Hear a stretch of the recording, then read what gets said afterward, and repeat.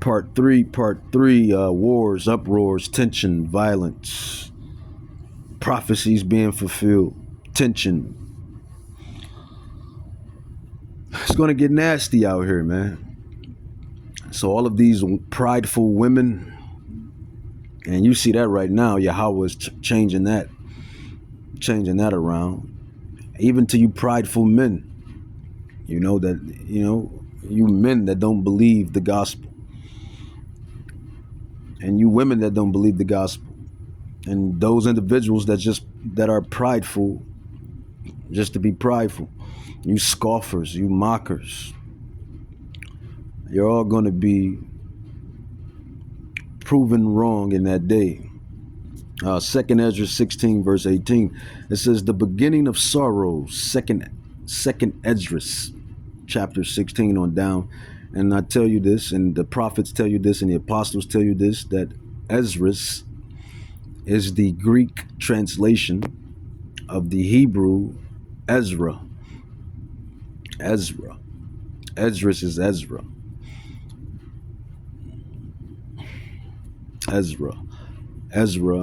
So, Prophet Ezra, it says the beginning of sorrows. Prophet Ezra, 2nd Ezra, chapter 16, verse 18, it says the beginning of sorrows and great mournings, the beginning of famine and great death, the beginning of wars, and the powers shall stand in fear, and the beginning of evils. What shall I do when these evils shall come? It says, behold, famine and plague, tribulation and anguish are sent as scourges for amendment. Amendment for what? Sin, iniquity, judgment.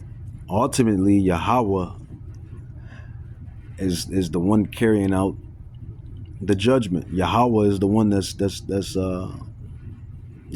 ramping up the wars, the violence, the sword. He tells you in the Apocrypha, he tells you, which is the Bible, 16:11, which is the Bible, is all canon. Damn devils took out the Apocrypha to hide who they were and to hide certain prophecies. But you can't beat Yahweh, you mere mortals. He's going to always find a way to make it happen. But he tells you there be spirits that are created for vengeance. Yahweh creates these spirits for vengeance. He tells you that the teeth of wild beasts, fire, poison serpents, venomous serpents, etc., etc. All of the stuff that he created, he used it as judgment for the wicked. It says, behold, famine and plague, tribulation and anguish are sent as scourges for amendment. It says, but for all these things they shall not turn from their wickedness, nor be always mindful of the scourges. It says, behold, victuals shall be so good, cheap upon earth, that they shall think themselves to be in good case. It says, and even then shall evils grow upon the earth, sword, famine, and great confusion. It says, for many of them that dwell upon earth shall perish of famine. Famine is coming, pestilence is coming, violence, war, civil unrest, all of this stuff is coming. It's prophesied. Great tribulation is coming. It's prophesied. It says, and the others that escape the hunger shall war destroy. The sword is war, violence. It says, and the dead shall be cast out as shit, dung. That's what dung is. And there shall be no man to comfort them. For the earth shall be wasted, and the cities shall be cast down. It says, there shall be no man left to till the earth and to sow it. And the trees shall give fruit, and who shall gather them? The grapes shall ripe, and who shall tread them? For all places shall be desolate of men, so that one man shall desire to see another, and to hear his voice. It says, for of a city there shall be 10 left, and 2 of the field which shall hide themselves in the thick groves and in the clefts of the rocks. And we know that's prophecy because it tells you in Revelation when Hamashiach, Yahweh Shai, touches down in that big, beautiful spaceship, When Hamashiach Yahushai touches down in that big, beautiful spaceship, it says that there's going to be, people, the heathens, the Gentiles, the heathens, the Gentiles, and you wicked Israelites, 2/3. You're going to be hiding in the dens of the rocks, the clefts of the rocks. So that's precept upon precept. It says, as in an orchard of olives, upon every tree there are left 3 or 4 olives. Or when the vineyard is gathered, there are left some clusters of them that diligently seek through the vineyard. It says, even so in those days there should be 3 or 4 left by them that search their houses with the sword. And they have given you Hollywood, or should I say Hollyweird, has given you multiple movies. And those tend to be some of my favorite movies too. I got to keep it a bean. I got to keep it a stack. I got to keep it 100. I got to keep it, keep it real, right? Those end time apocalyptic movies be the best cinema or cinemas, because ultimately it's going to happen. It says 2 Ezra 16:31. It says, even so in those days there should be 3 or 4 left by themselves that search their houses with the sword. People are going to be running into people's houses, stealing food, looking for food, stealing food, and looking for women. Stealing women. Yes, food is going to be a high commodity, and something called vagina. Yeah, most men like to put that on a pedestal, right? It's like something men love, right? Food, vagina, materials, women being vagina. All of this is going to be sought out. And this is what the prophecy is saying. So, people are going to be running into the house, stealing your daughters, your aunties, your mamas. It's going to be all out war, man. This is prophecy. You see the end time apocalyptic movies. One movie is The Book of Eli, one of my favorite cinemas. Another one is The Road. Another is I Am Legend. Another you got some decent cinemas that shows what's going to go down, man. What's going to happen. You have one cinema that just came out. Leave the World Behind. I still have to see it. I still haven't seen it yet. It says, verse 32. It says, and the earth shall be laid waste, and the fields thereof shall wax old. It says, in her ways and all of her paths shall grow full of thorns, because no man shall travail therein. So when SHIT hits the fan, and it's financial collapse, society collapse, nobody is going to be out cutting the grass, trimming the bushes. You see, it says, and the earth shall be laid waste, and the fields thereof shall wax old, and her ways and all her paths shall grow full of thorns, because no man shall travail therethrough. It says, the virgins shall mourn, having no bridegrooms. Yeah, you husbands, everybody that's getting married, husbands, wives, newlyweds, etc., etc. The bridegrooms are going to be sent off to war, and men are going to be sent off to war. It's going to be wars. And this is why Yahweh said that he's going to make a man more precious than fine gold. Yahweh said, I'm going to make a man more precious than fine gold. Why is gold precious? Why is silver precious? Why is palladium or palladium, however you want to pronounce it, or platinum? Why is it precious? Why are diamonds and rubies and sapphires and onyx, why are they precious? Because there's few. It's rare. It's few. It's you just can't go outside and find these minerals lying around. He's gonna make that elect man more precious than fine gold. Specifically, that's what the scripture is really talking about. But a man in general, in that day, in these times, are going to be precious, because It's going to be a lot of BS going down.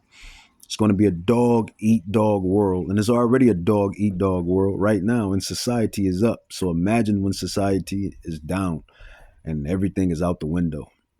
What type of world what type of world is going to be? It says 2nd Ezra 16:32. It says, and the earth shall be laid waste, and the fields thereof shall wax old, and her ways and all her paths shall grow full of thorns, because no man shall travail therethrough. It says, the virgins shall mourn, having no bridegrooms. The women shall mourn, having no husbands. Their daughters shall mourn, having no helpers. It says, and the wars shall their bridegrooms be destroyed. World War III. People are going to get sent off. It says, and their husbands shall perish of famine. It's not going to be any food. You see the damn sneakers commercial. They show it right in your face. You're not you when you're hungry, right? Right. How do people act when they're hungry? They turn to beast, that mammal, because that's what humans are anyway, right? Right. And that the beast fully takes hold when you're hungry, when you're angry and hungry. It says, and the wars shall their bridegrooms be destroyed, and their husbands shall perish of famine. Hear now these things and understand them, you servants of Yahweh. It says, behold the word of Yahweh, receive it. Believe not the gods of whom Yahweh spoke. It says, behold, the plagues draw nigh and are not slack. You know, that's what you see right now. And in the earth, wars, rumors of wars, uprisings, all of that. ICE agents killing people, gathering up people, throwing them in vans. You just had your own president run into another sovereign land and steal another president. All prophetic. This prophecy is happening. And even if it is propaganda or polycrisis, propaganda is still happening. It's still playing on the minds of the people, if it is fake. It says, as when a woman with child is in the 9th month, bring forth her son within 2 or 3 hours of her birth, great pains compass her womb, which pains. It says, when the child comes forth, they slack not a moment. It says, even so shall not the plagues be slack to come upon the earth, and the world shall mourn, and sorrow shall come upon it on every side. It says, O my people, and who is Yahweh's people? It's the Israelites. It's not everybody. It says, hear my words. This is why Yahweh has set up the watchmen, the prophets, the apostles, the disciples, to bring out the word, to break it down, to teach, to preach. It says, O my people, the Israelites, hear my word, make you ready to the battle, and in those evils be even as pilgrims upon the earth. That's how we're going to be. You know, the book of Eli. You ever seen the book of Eli? Go watch the book of Eli. Great movie, classic. Pilgrims upon the earth. You know, you're going to be like pilgrims upon the earth, running to and fro. You know, hunter gatherers, right? Gathering food here, luggage here, camping out here, camping out there. Pilgrims upon the earth. Go look at the movie The Road. A movie called The Road. Same scenarios. You know, I still have to see the movie called Left Behind. Still want to see that. That's how it's going to be. This is what Ezra was given the prophetic ending of what's going to happen here in Egypt, in Babylon, America. It says, he that selleth, let him be as he that fleeth away, and he that buy as those that will loose. He that occupieth merchandise as he that had no profit by it, and he that buildeth as he that shall not dwell therein. He that soweth as if he should not reap, so that he that planteth the vineyard as he that shall not gather the grapes. They that marry as they shall not get no children, and they that marry not as the widowers. I want to read that again. 2nd Ezra 16:44. They that marry, comma, as they that shall get no children. It says, and they that marry not, comma, as the widowers. It says, and therefore they that labor in vain. It says, for strangers shall reap their fruits and spoil their goods and overthrow their houses. Yeah. Civil unrest. You already had some, he was an Edomite.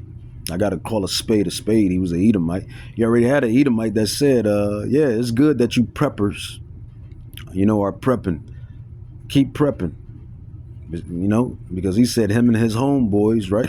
Slach. Him and his homeboys are going to run up in your houses and steal your goods. So all of these preppers, most of you preppers are just sitting ducks, right? Most of these preppers are just sitting ducks. It says, for strangers shall reap their fruits and spoil their goods, overthrow their houses, and take their children captives. For in captivity and famine shall they get children. It says, and they that occupy their merchandise with robbery, the more they deck their cities, their houses, their possessions, and their own persons, the more will I be angry with them for their sin, said Yahweh. And that's Yahweh doubling back to the Israelites. It says, like as in whore envy of a righteous and honest, virtuous woman, so shall righteousness have iniquity when she decketh herself, and shall accuse her to her face. When he comes, that shall defend him that diligently search out every sin upon earth. So that's pretty much what's going down right now. And it's going to continue to go down. It's going to continue to be wars, rumors of wars, and actual wars. It's going to continue to be violence, uprising, civil unrest, eventually, great tribulation, eventually. And that's what we've really been set up to do. That's really what we've been set up to do. To preach and teach this word via digital epistles or via on the highways and hedges. But people ain't got long, right? People don't have long, because eventually Yahweh is going to close the mouths of his prophets, of his teachers, of his disciples, of his apostles. We're not going to be bringing out these ancient manuscripts, breaking down prophecies. We're not going to be doing this for too much longer, right? It's called the famine of the word, right? Right. So as the saying goes, get the getting while the getting is good. I believe that's the phrase. Is that the phrase? Get the getting while the getting is good? Let's see what that phrase is. Get the getting while the getting is good. I believe that's the phrase. You get the getting while the getting is good.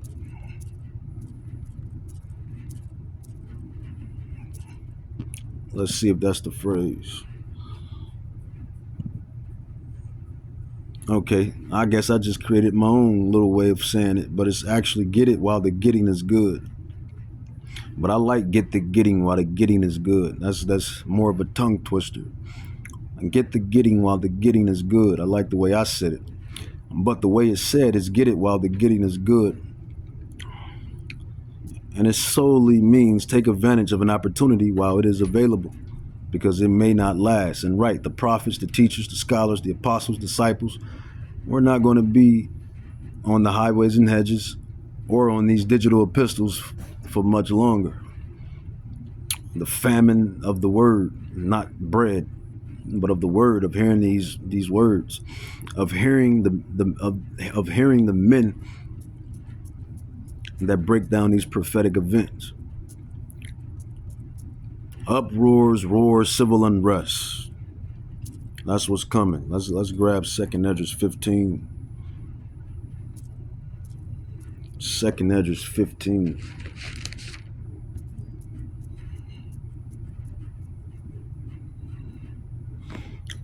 Second Esdras 15, it says, and this is how we know that we're living in modern day Egypt.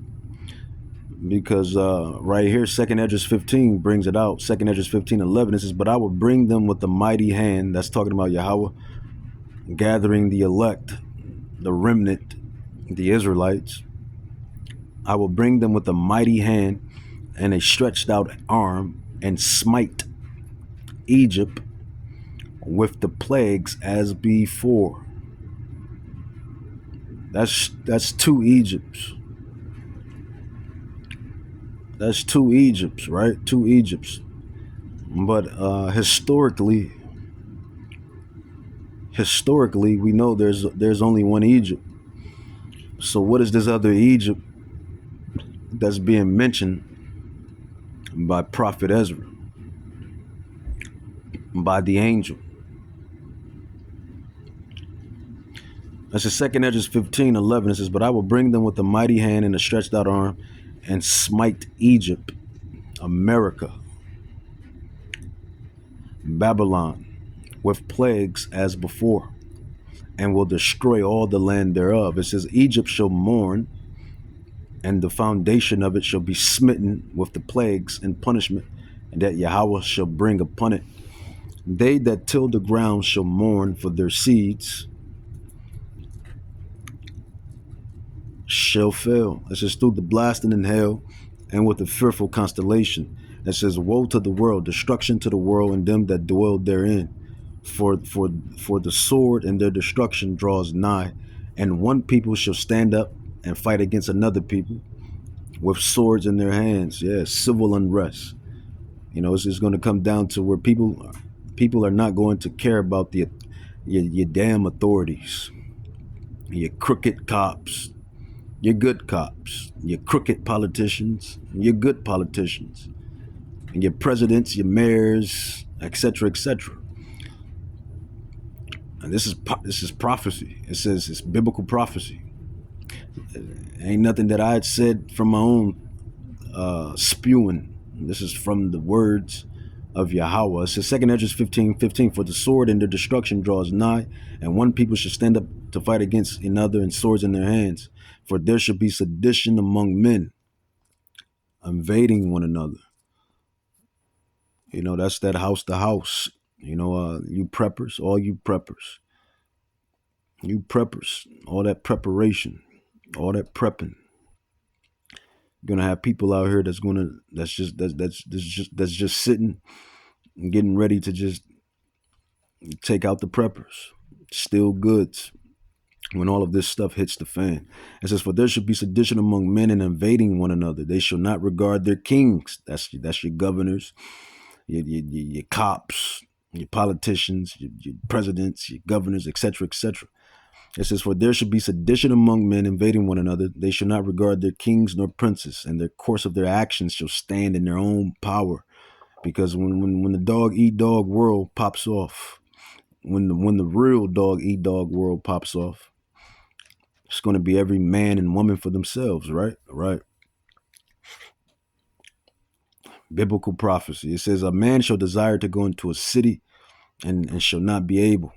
Stuff is going to be breached, cut off. It says, "For because of the pride, the city shall trouble." It says, "The houses shall be destroyed, and men shall be afraid." If men are going to be afraid in this day, right? This is all prophetic. It's prophecy. What is the job of a prophet? The job of a prophet is to break down prophetic events, to basically tell you what's going to happen before it happened. That's the job of a prophet. It says, "For because of their pride, the city shall be troubled, the houses shall be destroyed, and men shall be afraid." If you're going to have men afraid in this day, how much so women and children? I'll say it again.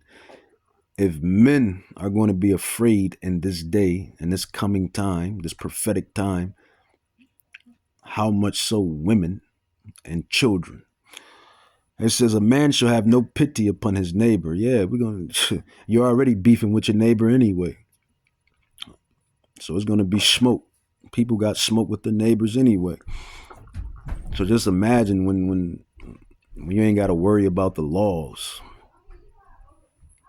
Imagine that. I said, "A man shall have no pity upon his neighbor, but shall destroy their houses with the sword, and spoil their goods because of the lack of bread." That means no food. No food.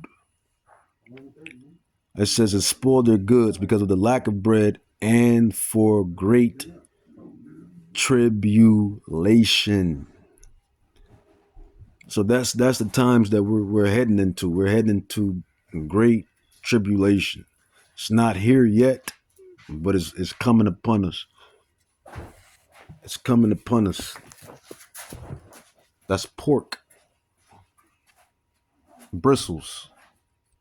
Those are pork bristles. For real? Why you think I bought what I bought? You just brushed my hair with that. But there's coming a time there's coming a time where this stuff is going to happen. All of this stuff is going to happen, man. And that's why Yahweh has set up the men in this day and age to break it down, to bring it out. And like I said, we ain't perfect. We're mortals. We're mortals, man. Just like you guys are mortals. Just like you gals are mortals. We face the same problems y'all face. But the thing is, we're not just any mortals. With that, I'm going to say Kahalam La Yahweh Bahashim Yahweh Shai Bahashim Rakah Kadash Barakta Yahweh Barakta Yahweh Shai Barakta Yahweh Barakta Yahweh Shai. Prophecies, prophecies, prophecies. And as I always say in these lessons, no mortal can stop prophecy.